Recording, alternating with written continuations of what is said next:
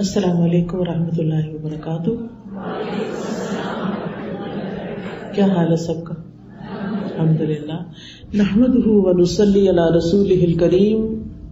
اما بعد فاعوذ باللہ من الشیطان الرجیم. بسم اللہ الرحمن الرحیم.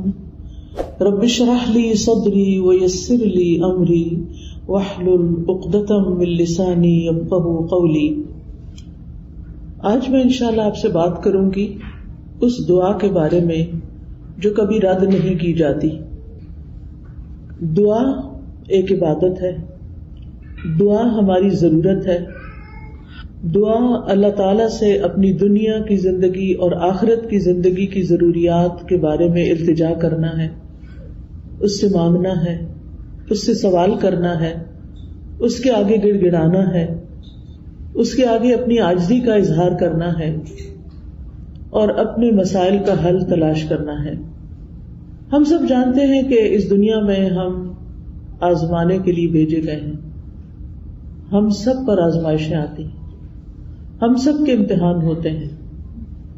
کوئی بیمار ہو جاتا ہے، کوئی بچوں کی طرف سے پریشان ہوتا ہے، کوئی بچوں کی شادی کے مسئلے میں پریشان ہوتا ہے، کچھ انہونی قسم کی بیماریوں کا شکار ہوتا ہے، کوئی ذہنی مسائل کا شکار ہوتا ہے، کوئی مالی مسائل کا شکار ہوتا ہے، کوئی دنیا کے حالات کے بارے میں پریشان ہوتا ہے. اور یہ ہم سب ایکسپیرئنس کر رہے ہیں. اور بعض اوقات تو مسائل کا ایک تانتا ہوتا ہے، ایک مسئلہ ختم نہیں ہوتا کہ ایک اور مسئلہ شروع ہو جاتا ہے، اور انسان اس دنیا میں ان پریشانیوں کی وجہ سے گھبرا اٹھتا ہے.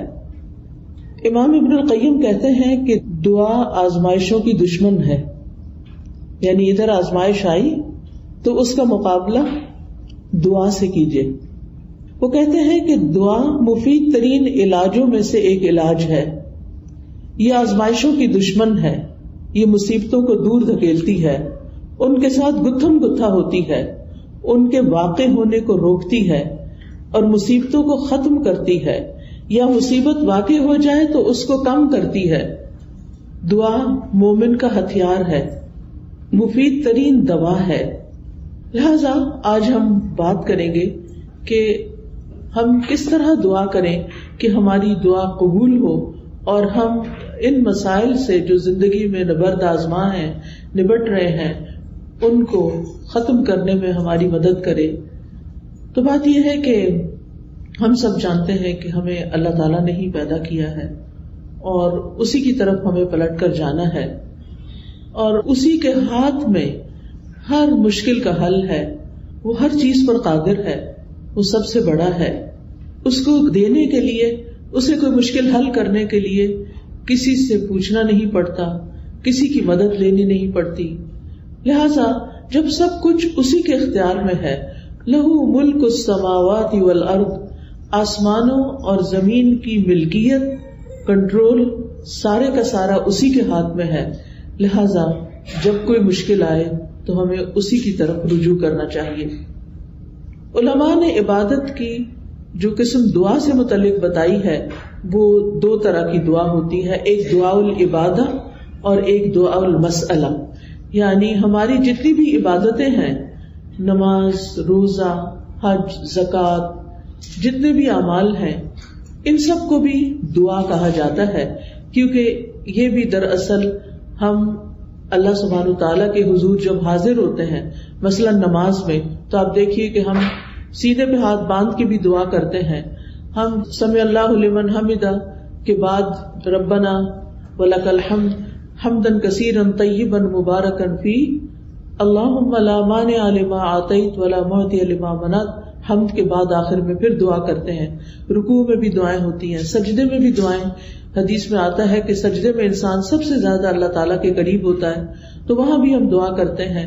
پھر اتحیات بھی دعا کے ساتھ، درود شریف بھی دعا ہے، بلکہ ساری دعاؤں کا خلاصہ ہے. اور اسی طرح قبولیت کا بہترین وقت درود شریف کے بعد نماز کے اندر دعا کرنا ہے، جہاں ہم رب اجعلنی اور دیگر دعائیں پڑھتے ہیں.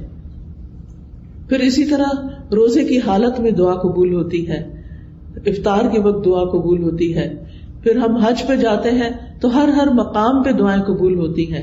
تو گویا ہماری عبادات بھی دراصل دعاؤں کا ہی مجموعہ ہے، اور وہ بھی دعاؤں کی قبولیت کا ذریعہ ہے. یعنی جب ہمیں کچھ چاہیے ہوتا ہے تو ہم اللہ تعالیٰ کی طرف رجوع کرتے ہیں. نبی صلی اللہ علیہ وسلم کا طریقہ کیا تھا کہ جب انہیں کوئی مشکل پیش آتی تو وہ کیا کرتے؟ نماز کے لیے کھڑے ہو جاتے اور نماز میں پھر دعا کرتے، اللہ تعالیٰ سے مدد مانگتے. قرآن مجید میں آتا ہے وَاسْتَعِینُوا بِالصَّبْرِ وَالصَّلَاةِ، مدد طلب کرو، مدد مانگو صبر اور نماز کے ساتھ. لہذا یہ دعا عبادت ہے، اس کا فائدہ انسان کو دنیا میں بھی ہوتا ہے اور آخرت میں بھی ہوتا ہے. دوسری دعا وہ ہوتی ہے جس میں ہم اللہ سبحانہ وتعالیٰ سے سوال کرتے ہیں، کچھ مانگتے ہیں، اس کے آگے گڑ گڑاتے ہیں، تو اس کو دعا طلب کہتے ہیں، دعا المسئلہ کہتے ہیں، جس میں ہم اللہ تعالیٰ سے التجا کرتے ہیں کہ وہ ہماری دعا قبول کر لے. اس کے بارے میں اللہ تعالیٰ فرماتے ہیں وَقَالَ رَبُّكُمُ ادْعُونِي أَسْتَجِبْ لَكُمْ، تمہارے رب نے کہا کہ مجھ کو پکارو، مجھ سے مانگو، میں تمہاری دعا قبول کروں گا. ایک اور جگہ پر آتا ہے سورۃ البقرہ میں وَإِذَا سَأَلَكَ عِبَادِي عَنِّي فَإِنِّي قَرِيبٌ اجیب دعوت الداعی اذا دعانی فلیستجیبوا لی ولیؤمنوا بی لعلہم یرشدون. اور تمہارے رب نے فرمایا کہ مجھ سے دعا کرو، میں تمہاری دعا قبول کروں گا، اور جب میرے بندے آپ سے میرے بارے میں سوال کریں تو بے شک میں قریب ہی ہوں، میں پکارنے والے کی پکار کا جواب دیتا ہوں جب بھی وہ مجھے پکارتا ہے. تو گویا اللہ سبحانہ وتعالی بندے کے بہت قریب ہے. فإنی قریب، ایک اور جگہ پر آتا ہے ان ربی قریب مجیب، کہ بے شک میرا رب قریب بھی ہے اور دعا قبول کرنے والا بھی ہے. لیکن دعا کی قبولیت کے لیے کیا کرنا چاہیے؟ فَلْيَسْتَجِيبُوا لِي وَلْيُؤْمِنُوا بِي لَعَلَّهُمْ يَرْشُدُونَ. ان کو چاہیے کہ وہ میری بات بھی قبول کریں. یعنی اگر وہ یہ چاہتے ہیں کہ ان کی دعا قبول ہو، ان کی بات قبول ہو، تو پھر وہ کیا کریں؟ وہ میری بات قبول کریں، میرے احکامات کو بھی قبول کریں. تو گویا اللہ تعالیٰ کی اطاعت بہت بڑا ذریعہ ہے دعاؤں کی قبولیت کا. اور پھر اسی طرح وَلْيُؤْمِنُوا بِي، مجھ پر اعتماد کریں، ایمان رکھیں، یعنی دعا کرتے رہیں. جب اس کی قبولیت کا وقت ہوگا، جب وہ واقعی قبول ہونی چاہیے، اس وقت وہ دعا قبول ہو جائے گی. اس لیے مایوس نہ ہو، اعتماد رکھیں، ایمان رکھیں، یقین رکھیں. لعلہم یرشدون، تاکہ وہ بھلائی پائیں، ہدایت پائیں. کیونکہ رشد جو ہوتی ہے، رشد اس میں ہدایت بھی ہوتی ہے اور بھلائی کے معنوں میں ہوتی ہے. یعنی انسان کی عقل کی دو قسمیں ہوتی ہیں. ایک وہ ہوتی ہے جس کے ذریعے انسان چیزوں کو سمجھتا ہے، اچھے برے کا فرق پہچانتا ہے، اور ایک ہدایت کی قسم رشد کہلاتی ہے، جس میں انسان اچھے برے کا فرق جان کر پھر بھلائی تک پہنچ جاتا ہے، خیر تک پہنچ جاتا ہے. اس لیے رب سے دعا کرتے رہنا چاہیے. اسی لیے ابراہیم علیہ السلام نے جب دعائیں کی تھی تو آخر میں فرمایا تھا ان ربی لسمیع الدعاء، بے شک میرا رب تو ضرور دعاؤں کا سننے والا ہے. یعنی وہ تو لازماً دعائیں سنتا ہے.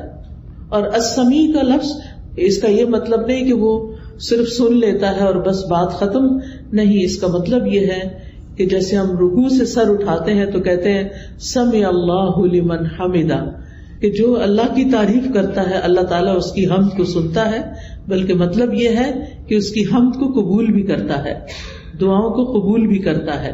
اسی طرح حدیث میں آتا ہے اللہم انی اعوذ بک من دعاء لا یسمع، اے اللہ مجھے اس دعا سے بچا لے جو سنی نہ جائے. تو یہاں سننا قبول کرنے کے معنوں میں کہ ایسی دعا نہ ہو کہ جو تیرے ہاں قبولیت نہ پائے. لیکن دعا مانگنے کا طریقہ بھی درست ہونا چاہیے تاکہ دعا قبول ہو جائے. اس کے بارے میں اللہ تعالیٰ کا فرمان ہے سورۃ الاعراف میں. اللہ تعالیٰ فرماتے ہیں ادعوا ربکم تضرعا وخفیا انہ لا يحب المعتدین، تم اپنے رب کو عاجزی سے اور چپکے چپکے پکارو.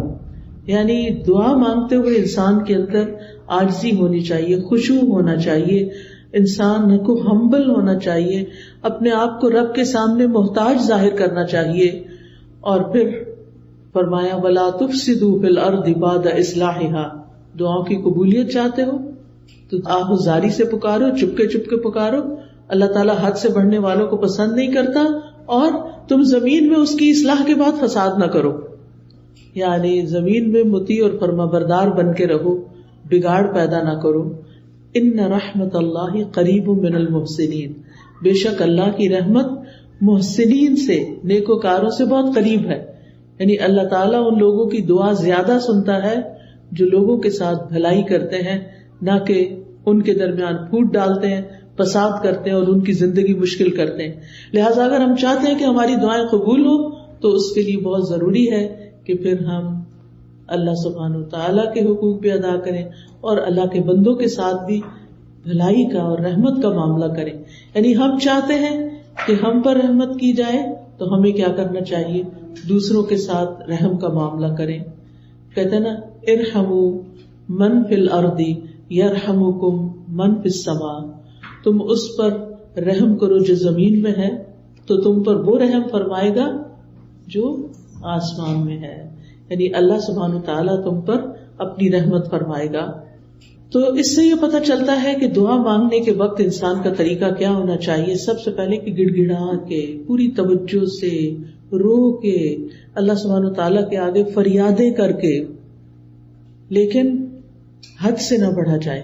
حد سے بڑھنا کیا ہے کہ انسان ایسی حرکتیں شروع کر دے کہ جن کا سنت سے کوئی تعلق نہیں. نبی صلی اللہ علیہ وسلم نے اس طرح کی دعا نہیں مانگی.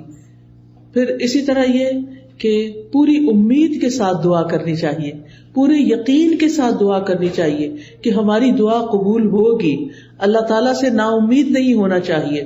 وَادْعُوهُ خَوْفًا وَطَمَعًا، خوف رکھتے ہوئے اور امید کے ساتھ دعائیں کرنی چاہیے. یعنی انسان دعا مانگنے سے رکے نہیں بلکہ مانگتا رہے. دیکھا جائے تو اللہ تعالیٰ کو تو انسان کی دعا کی ضرورت نہیں کہ بندہ اس سے ضرور مانگے. یہ تو انسان کے اپنے فائدے میں ہے کہ انسان اللہ سے مانگتا رہے. یہ جو اللہ تعالیٰ ہمیں حکم دے رہے ہیں کہ دعا مانگتے رہو، تو آپ دیکھیے کہ اس میں ترغیب دی جا رہی ہے. اس کو ضرورت نہیں ہے، ہمیں ضرورت ہے، ہم محتاج ہیں. سورۃ فاطر میں اللہ تعالیٰ فرماتے ہیں یا ایھا الناس انتم الفقراء الی اللہ واللہ هو الغنی الحمید. اے لوگو تم سب اللہ کے محتاج ہو اور اللہ بے نیاز ہے، تعریف والا ہے. یعنی محتاج ہم ہیں، ضرورت ہماری ہے، اور اللہ بے نیاز ہے، اس کو ضرورت نہیں ہے، اس کو کسی کی محتاجی نہیں ہے کہ کوئی دعا کرے گا تو اس کی شان بلند ہوگی. وہ تو پہلے سے ہی بلند شان کا مالک ہے. ایک حدیث قدسی میں آتا ہے اللہ تعالیٰ فرماتے ہیں اے میرے بندو تم کبھی مجھے نقصان پہنچانے کی طاقت نہیں رکھو گے، یعنی میرا کچھ نہیں بگاڑ سکتے کہ مجھے نقصان پہنچا سکو، نہ کبھی مجھے فائدہ پہنچانے کے قابل ہوگے کہ مجھے فائدہ پہنچا سکو. نہ ہم اللہ تعالیٰ کا نقصان کر سکتے ہیں اور نہ ہی اس کو فائدہ دے سکتے ہیں. اسی لیے ایک اور حدیث میں آتا ہے اے میرے بندو اگر تمہارے پہلے والے اور تمہارے بعد والے اور تمہارے انسان اور تمہارے جن سب مل کر تم میں سے ایک انتہائی متقی انسان کے دل کی طرح ہو جائیں تو اس سے میری بادشاہت میں کوئی اضافہ نہیں ہوگا. یعنی اگر ہم سب کے سب بہت نیک بھی بن جائیں تو اللہ تعالیٰ کو تب بھی کوئی فائدہ نہیں. ہم اپنا سارا مال بھی خرچ کر دیں تو اللہ تعالیٰ کا کچھ بھی فائدہ نہیں، اس کا ریٹرن خود ہم ہی کو ملنے والا ہے. تو بات یہ ہے کہ دعا انسان ہی کو فائدہ دیتی ہے. لہذا دعا مانگتے رہنا چاہیے کیونکہ دعا ایک عبادت ہے. ہم اپنی زندگی میں جتنی بھی دعائیں کریں گے اتنی زیادہ اللہ تعالیٰ کی محبت پائیں گے، کیونکہ نبی صلی اللہ علیہ وسلم نے فرمایا لیس شیء اکرم علی اللہ من الدعاء، اللہ کے ہاں دعا سے بڑھ کر کوئی چیز عزت والی نہیں. یعنی ہم بندوں سے مانگتے ہیں تو وہ کیا ہوتا ہے، ذلت ہوتی ہے، لیکن جب ہم اللہ سے مانگتے ہیں تو اللہ تعالیٰ کے ہاں درجات بلند ہوتے چلے جاتے ہیں، عزت بڑھتی چلی جاتی ہے. دعا کرنے والے سے اللہ تعالیٰ محبت کرتا ہے، اور جو دعا نہیں کرتا اس سے کیا ہوتا ہے پتہ ہے نا آپ کو، اللہ تعالیٰ اس سے ناراض ہوتا ہے. جو دعا نہیں کرتا، جو اللہ سے نہیں مانگتا، جو اللہ کے سامنے اپنی حاجت نہیں رکھتا، اللہ تعالیٰ اس سے ناراض ہوتا ہے. لہذا دعا کرنے والے اللہ کے محبوب ہیں اور نہ مانگنے والوں سے اللہ تعالیٰ ناراض ہوتا ہے. دعا نہ کرنا تکبر کی علامت ہے، بعض لوگوں کو کہا جاتا ہے نا دعا کرو، کہتے بہت کر لی کوئی فائدہ نہیں ہوا، یا کہتے ہیں اس کو تو پتہ ہی ہے ہمیں کیا چاہیے، ہمیں کیا ضرورت ہے کہ ہم اس سے مانگیں. نہیں، ہمیں ضرورت ہے اس سے مانگنے کی، اور جب تک ہم مانگتے رہیں گے ہماری نیکیوں میں اضافہ ہوتا رہے گا، اور ایک وقت آئے گا کہ قبول بھی ہو جائے گی. قیامت کے دن یعنی ہر دعا قبول ہوتی ہے. کچھ دعائیں دنیا میں اسی وقت دیر اینڈ دین قبول ہو جاتی، کچھ دعاؤں کے بدلے میں اللہ تعالیٰ ہماری کچھ اور خیر بھلائی کر دیتا ہے جو ہم خود مانگ نہیں رہے ہوتے. اللہ تعالیٰ وہ چیزیں ہمیں عطا کر رہا ہوتا ہے جو ہماری اس دعا کی قبولیت سے زیادہ بڑی ضرورت ہوتی ہے. اور کچھ دعائیں ہماری آخرت کے لیے سیو کر دی جاتی ہیں. جب ہمارے عمل میں کچھ بہت اچھا نہیں ہوتا، ہمارے پاس بہت ساری نیکیاں نہیں ہوتی، لیکن ہم کسی مسئلے میں پریشان ہوتے ہیں اور دعائیں کرتے رہتے ہیں، تو یہ ہماری نیکیوں میں اضافے کا ذریعہ بن جاتی ہیں. اور قیامت کے دن اللہ تعالیٰ کے ہاں جو بندہ ان دعاؤں کا اجر پائے گا جو دنیا میں قبول نہیں ہوئی تھی، تو انسان کیا تمنا کرے گا، کاش دنیا میں میری کوئی دعا بھی قبول نہ ہوئی ہوتی اور آج سارے کا سارا مجھے یہی ملتا. ہم سب جانتے ہیں کہ دنیا کی زندگی جو ہے وہ ہماری بہت ہی محدود سی ہے. یہاں اگر ہمیں سب کچھ بھی مل جائے تو بھی ہم دیکھتے ہیں کہ یا وہ چیز ختم ہو جاتی ہے یا ہم چلے جاتے ہیں دنیا سے. یعنی کچھ بھی تو یہاں باقی رہنے والا نہیں.